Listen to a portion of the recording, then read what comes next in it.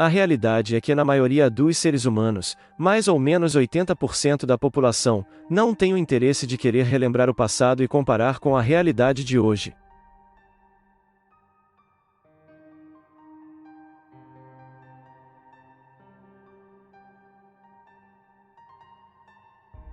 Estudo mostra que morte de índios cresceu no governo Lula. Em painel iniciado há pouco na 10ª Conferência Nacional de Direitos Humanos, o Conselho Indigenista Missionário, CIMI, divulgou relatório sobre os casos de violência contra os povos indígenas no Brasil durante os últimos 10 anos. O estudo registra 287 assassinatos e 407 suicídios entre 1995 e 2005. Proporcionalmente, o número de assassinatos cresceu no governo Lula. De 1995 a 2002 o mapeamento aponta 20,65 assassinatos por ano. De 2003 a 2005 o índice subiu para 40,67 assassinatos por ano, o dobro.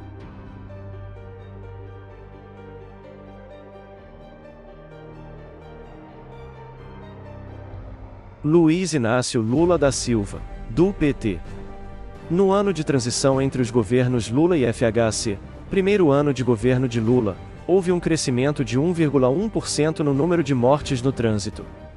Ao final do governo, em 2010 contabilizou-se 296.723 mortes, sendo que 140.605 ocorreram no primeiro mandato e 156.118 no segundo, um aumento de 11% entre os mandatos. Dilma Rousseff, do PT. Foram contabilizados no primeiro ano de governo da presidente Dilma 43.256 mortes no trânsito, um crescimento de 0,9% em relação ao último ano de governo do Lula, e uma taxa de mortes de 22,5 para cada 100 mil habitantes.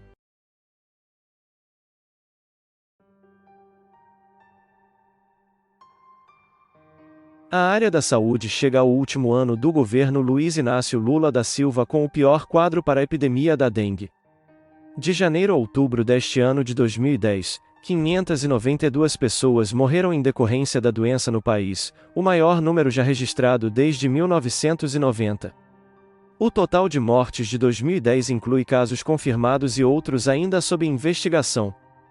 O total de casos notificados também explodiu e passou para 936 mil, quase o dobro das notificações relativas ao mesmo período de 2009, correspondentes a 480 mil. Não há como erradicar a dengue, tem que cuidar para controlar, tem que ter uma política sistemática de controle, que hoje é inexistente, afirma a professora de saúde coletiva da UFRJ.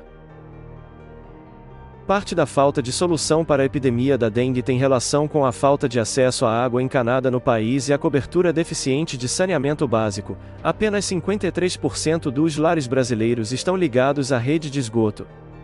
No balanço, o governo afirmava pretender reduzir em 5% ao ano o número de notificações de casos dengue de 2008 a 2011 nas regiões metropolitanas de São Luís, Fortaleza, Recife, Salvador e Rio de Janeiro. A meta está associada a obras de saneamento do Programa de Aceleração do Crescimento, PAC, que devem diminuir o uso de reservatórios d'água, criadouros do mosquito transmissor da doença. Outra causa para entender a epidemia da dengue no Brasil é o funcionamento do Sistema Único de Saúde, SUS. Criado na Constituição de 1988, o SUS tem como objetivo de expandir o acesso à saúde no país por meio de uma gestão descentralizada entre União, estados e municípios. Ainda pouco azeitado, o SUS demanda ajustes na gestão e carece de recursos.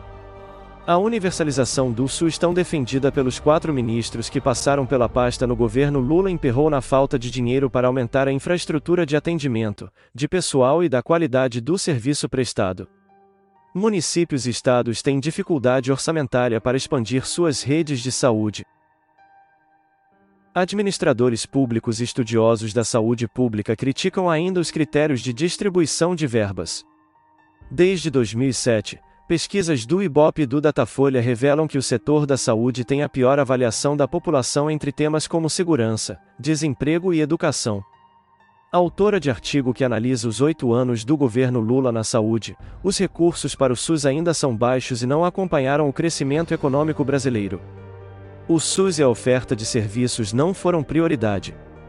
O governo Lula deu prioridade ao consumo, ao oferecer emprego, renda, Bolsa Família e crédito.